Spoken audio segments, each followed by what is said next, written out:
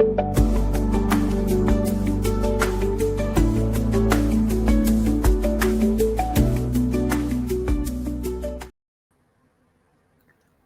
வணக்கம் அருந்தமிழ் உறவுகளே! எப்படி இருக்கீங்க? திமுக எந்த மிரட்டலுக்கும் அடிபணியாது. எடப்பாடி பழனிசாமி அவர்களோட புகாருக்கு முதல்வர் மு.க. ஸ்டாலின் அவர்கள் ஒரு பதிலடி கொடுத்திருக்கிறார். அதாவது சோதனைக்கு பயந்து கட்சியை அடமானம் வைப்பது திமுக கிடையாது எப்பொழுதுமே. தமிழகத்தின் நலனுக்காகவே நான் டெல்லி சென்றேன். நிதி ஆயோக்ல கடந்த 4 வருடங்களாக கலந்து கொள்ளாத திமுக இப்ப ஏன் போச்சு? அப்படிங்கிற ஒரு கேள்வி இருக்கு இல்லையா? அந்த கேள்விக்கு பதில் அதாவது அது வந்து ஒரு அடையாள போராட்டம். அது அது அதுக்கு வந்து சரியான ஒரு பதிலடிய குடுத்திருக்காரு. இன்னொரு முக்கியமான விஷயம் என்ன அப்படின்னா, சோதனைக்கு பயந்தெல்லாம் வந்து திமுக எப்பொழுதுமே அடிபணிந்தது கிடையாது. இப்ப இல்ல. எத்தன வருஷம் ஆனாலும் சரிங்க. அப்படின்னு. அதேபோல ஈடிக்கும், மோடிக்கும் நாங்கள் அஞ்ச மாட்டோம்னு உதயநிதி சொல்லியிருக்காரு. ஸோ இப்படி பலதரப்பட்ட பதில்கள், பலதரப்பட்ட கேள்விகள் இருக்கு இல்லையா? அதேபோல டெல்லியில பிரதமர் மோடி அவர்களை சந்தித்ததற்கான விஷயங்கள் என்ன? மாநில உரிமைகளை ஒருபோதும் திமுக விட்டுக் கொடுக்காது. அப்படிங்கிற மாதிரி விஷயங்கள பேசியிருக்காங்க. ஸோ இதுலேருந்து நமக்கு ஒரு முக்கியமான விஷயம் தெரியுது. அதாவது திமுகவை பொறுத்தவரைக்கும், இதுவரைக்கும் முன்னாள் அமைச்சர்கள் செந்தில் பாலாஜி, பொன்முடி போன்றோரை கூட பிரச்சனைக்கு உள்ளாக்கும்போது, அத பத்திலாம் பெருசா அவங்க பார்த்துக்கவே இல்ல. அதுதான் திமுக அப்படிங்கிறது தான். ஸோ இத பத்தி விரிவா பார்க்கலாம். அதுக்கு முன்னாடி உங்களுடைய கருத்துக்கள் வரவேற்கப்படுகின்றன. அதேபோல நம்ம சேனல லைக் பண்ணுங்க, சப்போர்ட் பண்ணுங்க, சப்ஸ்கிரைப் பண்ணுங்க. உங்கள் நண்பர்களுக்கு மறக்காம ஷேர் பண்ணுங்க. திமுகவுடைய வரலாறு தெரிஞ்சவங்க இந்த மாரி சொல்ல மாட்டாங்க. ஏன்னா, அதிமுக மாதிரி எடப்பாடி மாரி சசிகலா கால்ல போய் விழறது, அது அமித்ஷா கால்ல விழறது, இதெல்லாம் வந்து திமுக என்றும் செய்தது கிடையாது அப்படிங்கிறது தான். அது காங்கிரஸாக இருந்தாலும் சரி, ஆ எந்த கட்சியாக இருந்தாலும் சரி. அப்படி அடிபணிதெல்லாம் போ மாட்டாங்க. 2011ஆம் ஆண்டு ஒரு கூட்டணி பேச்சுவார்த்தை. மேல ரெய்டு நடக்குது. கீழ சிதம்பரம் கூட்டணி பேசுறாரு. அப்ப கூட சில சந்தர்ப்பங்களை விட்டுக் கொடுக்கணும் அப்படிங்கிறது தான். தன்னுடைய மகளுக்காக அப்படிங்கிறதெல்லாம் கூட இல்ல. அதுக்கப்புறம் சொன்னாரு. 2011 தேர்தலுக்கு பிறகு கருணாநிதி அவர்கள் சொன்னது என்ன அப்படின்னா, "இனிமேல் காங்கிரஸோட கூட்டணி கிடையாது. ஏன்னா என் மகள வந்து அவ்ளோ கஷ்டப்படுத்தியிருக்காங்க" அப்படின்னு. 2G வழக்குல. அந்த 2G வழக்கு நிரூபிக்கவே படவில்லை. கேஸ் முடிஞ்சிருச்சு. எங்ககிட்ட ஆதாரமே இல்லைன்னு சொல்லி யார் கேஸ் போட்டாங்களோ அவங்க சுப்பிரமணியம் சாமி உள்பட எங்கள்ட்ட ஆதாரமே கிடையாது அப்படின்னு கை விரிச்சாங்க. எத்தன வருஷம் கழிச்சு? 10 வருஷம் கழிச்சு. அதனால இப்ப பாஜக ஆட்சி வந்து இப்ப 3வது தடவை ஆட்சிக்கு வந்திருக்கு. ஏன் 2G வழக்குல அப்ப ஏன் அவங்களுக்கு தண்டனை வாங்கி கொடுக்க முடியல? மேட்டர் ஒண்ணுமே கிடையாது அப்படிங்கிறது தான்.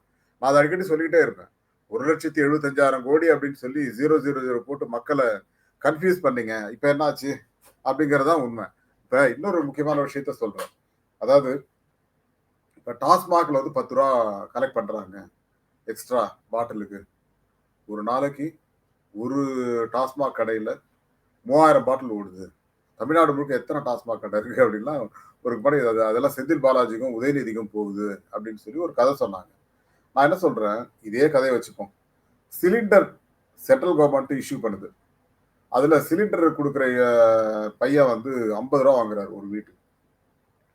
அதுல வந்து அமித்ஷாவுக்கும், மோடிக்கும் எவ்வளவு போகுதுன்னு கேட்கலாமா? அப்படிங்கிற ஒரு கேள்வி நம்ம செந்தில்வேல் கேட்டார் இல்லையா?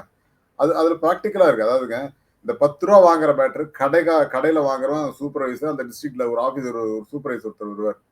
அவங்க பிரிச்சுப்பாங்களே தவிர, அதுக்கு மேல அது போகறதுக்கான வாய்ப்பே கிடையாது அப்படிங்கிறது அதிமுக ஆட்சி நடந்தது, திமுக ஆட்சி நடக்குது. 2001லேருந்து ரூ. 2 வாங்குனா ரூ. 2 வாங்க ஆரம்பிச்ச எக்ஸ்ட்ரா ரூ. 2 வாங்க ஆரம்பிச்ச பழக்கம் இன்னைக்கு ரூ. 10 வரைக்கும் வந்து நிக்குது. ஸோ இது வந்து அது அது ஃபேக்ட் அது. அது உடனே ஊழல் அப்படிங்கிறாங்க. நான் என்ன சொல்றேன், இப்போ ஒரு ஸ்டாஃப் போடுறாங்க. ஒரு அரசு அதிகாரி வந்து 5000, 10,000 வாங்குறான், 50,000, 1,00,000 வாங்குறான். அது வேற விஷயம். பட் அது மாரி ஊழல் நடக்குது. அது நடக்கக்கூடாது அப்படிங்கிறது நானுமே உறுதியா இருக்கேன். பட் சின்ன சின்ன விஷயத்துல உதயநிதிக்கு வந்து போகுது. இத்தனை கோடி அவர் வாங்குறாரு. 350 கோடி, 1000 கோடி அப்படின்னு சொல்லி ஒரு கதைய கட்டுறது அப்படிங்கிறது வந்து பாஜகவுக்கும், அதிமுகவுக்கும் கைவந்த கலை. அதேபோல அதிமுக ஆட்சியில கிட்டத்தட்ட 34 கேஸ் நெனைக்கிறேன். எஃப்ஐஆர் ஃபைல் ஆயிருக்கு. 7 கேஸ் வந்து இந்த ஆட்சியில ஃபைல் ஆயிருக்கு. அதாவது இப்ப முதல்வர் அவர்கள் சொல்ற மாதிரி, டாஸ்மாக் விவகாரங்கள்ல அதிமுக ஆட்சியில நடந்த ஊழலுக்கு நான் ஏங்க போய் அடிபணியணும் மோடிக்கு அப்படிங்கிறாரு. உண்மைதானே? அதாவது இதுல ஏதோ ஒரு பெரிய விஷயம் இருக்க மாரி ரத்தீஷ், அவர் பேர் என்ன ஆகாஷ் அப்படின்னு ஒரு பெரிய பிம்பத்தை கட்டமைத்து, அதுக்குள்ள ஏதோ ஒண்ணு இருக்கிறதாக பண்ணி, இதெல்லாம் வந்து ஆகர காரியமா அப்படின்றதுதான். அதாவதுங்க இப்ப இந்த பிரச்சனைய உட்ற மாட்டாங்க இடி. ஏதாவது ஒண்ணு பண்ணி இப்ப ஜூலைல சொல்லியிருக்காங்க இல்லையா? ஜூலைக்கு அப்புறம் அது ஏதாவது ஒண்ணு கிரியேட் பண்ணி உதயநிதிக்கு ஏதாவது ஒரு பிரச்சனைய உருவாக்குறது தான் அவங்களோட பிளான். அதன் மூலமாக திமுக ஊழல் கட்சி, இப்ப டெல்லியில கெஜ்ரிவாலுக்கு என்ன நடந்ததோ அந்த மாதிரி ஒரு விஷயத்த கட்டமைப்பதற்காக இங்க வந்து பண்றாங்க. ஆனா திமுக தன்னுடைய சட்டத்துறை மூலமாக நெறைய விஷயங்கள உடைச்சிருக்காங்க. ஜெயலலிதா அவர்கள் 2006ஆம் ஆண்டு 2001ஆம் ஆண்டு முதலமைச்சரான போது அவங்க எம்எல்ஏவே கிடையாது. அத உடைச்சு அவங்கள ஜெயிலுக்கு அனுப்பிச்சாங்க. அந்த பிரச்சனைலாம் நடந்தது. அது 2011ல நடந்தது. நெறைய விஷயங்கள வந்து திமுக வந்து சட்ட ரீதியாக வந்து அணுகக்கூடிய ஒரு கட்சி. அதாவது சட்டத்துறையில பலம் வாய்ந்த ஒரு கட்சியாக திமுக இருக்கிறது. அதனால தான் நெறைய விஷயங்கள திமுகவை அண்ட முடியல. இப்ப செந்தில் பாலாஜி விவகாரத்துல கூட கோர்ட் வந்து அவர் நீ மந்திரி பதவியில ஏன் இருக்கிறன்னு கேட்கவே கூடாது. ஆனா கேட்குதுன்னா, அது ஒரு பிரஷர் குடுக்குறாங்க. ஒன்றிய அரசாங்கம். அதுல நெறைய லூப் ஹோல் இருக்குங்க. அத பத்திலாம் பேசணும்னா லீகலா பேச முடியாது. அந்த மாரி விஷயங்கள்ல சுப்ரீம் கோர்ட்லயே நடக்குது. சந்திரசூட் அவர்கள் இருந்தபோது நடந்த விஷயங்கள் நெறைய விஷயங்கள சொல்ல முடியும். புரியுதுங்களா? அது மாரி நெறைய இந்த பெலா திரிவேதியா அப்படின்னு ஒரு நீதிபதிலாம் இருந்தாங்க. அவங்கலாம் என்ன பண்ணாங்கங்கிறது எடப்பாடிக்கே அவங்க சில தீர்ப்புகள குடுத்துருக்காங்க அப்படிங்கிற செய்திலாம் நெறைய அதிர்ச்சிக்குள்ளாகிற செய்திகள்லாம் இருக்குங்க. அதையெல்லாம் தாண்டி ஊழல் படியாத, கரை படியாத கட்சியா பாஜக அப்படின்னு கேட்டீங்கன்னா, ஊழல் அதாவதுங்க லடாக்ல லடாக் மற்றும் காஷ்மீர் ஒட்டிய பகுதிகள்ல கிட்டத்தட்ட ஒரு 7,500 கிலோமீட்டர் ரோடு போட்டிருக்காங்க. அதுல அந்த சாலைகள் வந்து வெறும் 25 கோடி ரூவா தான் ஒரு கிலோமீட்டருக்கு செலவு. அதிகபட்சமாக நான் சொல்றேன்.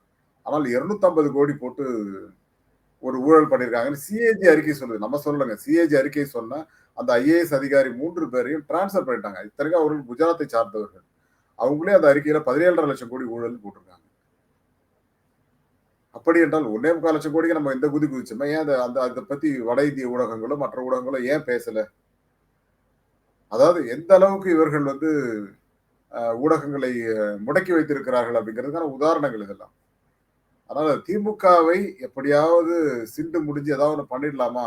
நான் திமுக வந்து கரைபிடியாத கட்சின்னு நான் சொல்லவே இல்லைங்க எங்கேயுமே. ஏதாவது தவறுகள் செய்தால் நீங்க கேஸ் போடுங்க. இல்ல ஆதாரம் இருந்தால் வந்து அவங்கள கைது பண்ணுங்க. அதெல்லாம் நான் ஒத்துக்கிறேங்க. ஆனால் தேவையில்லாம நீங்க ஒரு தி டாஸ்மாக்ல ஏதோ ஒரு ஊழியர் செய்த தவறுங்க. அந்த தவறுக்கு நான் நிறுவனத்தையே வந்து சர்ச் பண்றேன். நிறுவனத்தையே வந்து குற்றம் சாட்டுறேன் அப்படின்னு சொல்றது வந்து எந்த வகையில நியாயம்? ஒண்ணும் இல்லங்க. ஈடில மதுரையில ஒரு அதிகாரி கைது செய்யப்பட்டார். எதுக்கு அப்படின்னா, அவர் லஞ்சம் வாங்கியதற்காக. 30,00,000மோ, 50,00,000மோ லஞ்சம் வாங்குனாரு ஒரு இடத்துல அப்படின்னு. அப்போ அவர் வாங்குற லஞ்சத்துக்காக உள்துறை அமைச்சகத்தை போய் அ நம்ம வந்து நிதி அமைச்சகத்தையும், உள்துறை அமைச்சகத்தையும் போய் சர்ச் பண்ண முடியுமா? அப்படி இருக்கு இவங்க பண்றது. உதாரணத்துக்காக நான் சொல்றேன். ஸோ இப்படி இவர்கள் வந்து தமிழ்நாட்டை சுக்குநூறாக்குவது, அதான் அதன் அதன் வழியாக வந்து தான் உள்ள நுழையணும் அரசியல்ல அப்படிங்கிற ஒரு மோட்டிவ்ல பாஜக இதை செய்து கொண்டிருக்கிறது அப்படிங்கிறது தான். இதை கவாய் அவர்கள் வந்து அவ்வளவு சூப்பரான ஒரு ஸ்டேட்மெண்ட். பேசாதே 3 நிமிஷம் தாங்க. 3வது நிமிஷம் எழுந்து போயிட்டாரு அவரு. ஏன்னா அந்த அளவுக்கு ஒரு மோசமான ஸ்டேட்மெண்ட்ட குடுத்திருக்காங்க இடி. இடியால அங்க பதிலே பேச முடியல. அதாவது ஒரு தனி நபர் செய்த குற்றத்திற்காக எதற்காக டாஸ்மாக் என்ற நிறுவனத்தை சர்ச் பண்ணீங்க? அப்படிங்கிற கேள்விக்கு அவங்களால பதில் சொல்ல முடியல. சோ இப்படித்தான் எடுத்தா கவுத்தன்னு ஏதாவது ஒண்ணு பண்ணி, செந்தில் பாலாஜி விவகாரத்திலேயே கிட்டத்தட்ட 450 நாட்களுக்கு மேல உள்ள இருந்தாரு. 1 1/4 வருஷம். இல்லையா? அதற்கு பிறகு ஏதாவது ஆதாரத்தை அவங்க குடுத்தாங்களான்னா குடுக்கல. இல்ல அவரு வெளில விட்டா அவர் வந்து சாட்சிய கலைச்சுருவாரு. சாட்சி நீங்க ஒரு ஆதாரமுமே இங்க குடுக்கல. அது அப்புறம் எங்கேயா சாட்சிய கலைப்பார்ன்னு அவர வெளியில விட்டீங்க. அவரு ஒரு அமைச்சர் ஆனாரு. திரும்ப அமைச்சர் ஆகக்கூடாது அப்படின்னு ஒரு கதவ விடுறீங்க. அது தொலைஞ்சு ஏன் நீ அமைச்சரா இருக்க? வெளியில வா ரிசைன் பண்ணு அப்படின்னு சொல்லி அவர ரிசைன் பண்ண வச்சு. What is the use of it? Senthil பாலாஜிக்கு அதுக்கு மேல ஏதாவது ஆக்ஷன் எடுத்தாங்களா? எடுக்கல. ஒண்ணுமே கிடையாது. அந்த வழக்கே நடக்காது எனக்கு கேட்டீங்கன்னா. ஒரு 10 வருஷம் கழிச்சு அத வாபஸ் வாங்குவாங்க. இல்லன்னா அந்த கேஸ் முடிச்சு விட்டுருவாங்க. அவ்வளவுதான். சோ இப்படித்தான் இடியும் மத்திய அரசாங்கமும் பண்ணிட்டு இருக்கு. அது காங்கிரஸ் உட்பட. சோ இந்த இந்த இந்த விஷயத்துல தமிழ்நாடு வந்து பழிவாங்கப்பட்டிருக்கிறது அப்படிங்கிறது தான் உண்மை. தவறு செய்தால் நீங்கள் தண்டனை வாங்கி கொடுங்க. அதை யாருமே வேணாம்னு சொல்லல. ஆனால் தேவையற்ற மனித சக்திகளை இப்ப நீங்க ஒண்ணும் இல்லங்க. அமைச்சர் இந்த போனாரு அடுத்த வருஷம் அடுத்து ஜெயிச்சாரு அமைச்சர் ஆயிடுவாரு. ஆனா அரசு அதிகாரிகள் சொல்லுங்க தவறு பண்ணாங்கன்னு சொன்னீங்கன்னா, அவங்களோட லைஃப் டைம்ல திரும்ப வந்து அந்த இது திரும்ப பெற முடியாது. அதனால ரொம்ப ஜாக்கிரதையா இருக்கணுங்க. இடியும் சரி, மற்ற அதிகாரிகளும் சரி. ஒரு அதிகாரி மற்றொரு அதிகாரிய பாதிப்படைய வைக்கிறீங்க அப்படின்னா, அவங்களோட லைஃப் டைம்ல அவங்க திரும்ப அந்த லைஃப்ப கொண்டு வர முடியாதுங்க. இதெல்லாம் பார்த்து யோசிக்கணும். சரிங்களா? அதாவது திமுக மீது தவறு இருந்தால், ஆதாரங்கள் இருந்தால் இவங்க கைது செய்யட்டும், விசாரிக்கட்டும், எல்லாம் வேணா பண்ணட்டுங்க. ஒண்ணுமே இல்லாத ஒரு உப்புக்கு இல்லாத ஒரு விஷயத்த கொண்டு போய் வச்சுக்கிட்டு, நான் வந்து உதயநிதிய கைது பண்ண போறேன், ஸ்டாலின கைது பண்ண போறேன்னு கதை விட்டுட்டு உட்கார்ந்துருக்காங்க. இந்த கதையை பாஜக உருட்டி கொண்டிருக்கிறது. கேட்டா மோடி அவர் பார்க்க போனதே வந்து இந்த டாஸ்மாக் விவகாரத்துக்காக அப்படின்னு விஜய் சொல்றாரு. விஜய் அரைவேக்காடு அரசியல்வாதி. அரைவேக்காட்டு அரசியல்வாதி. அவர் பேசுறதுல ஒரு மேட்டரே கிடையாதுங்க. அதெல்லாம் தூக்கி தூர போட்டு போயிட்டே இருக்கலாம். Anyway, thank you all and bye to everyone. மீண்டும் ஒரு நல்ல தலைப்போடு சந்திக்கலாம். நன்றி.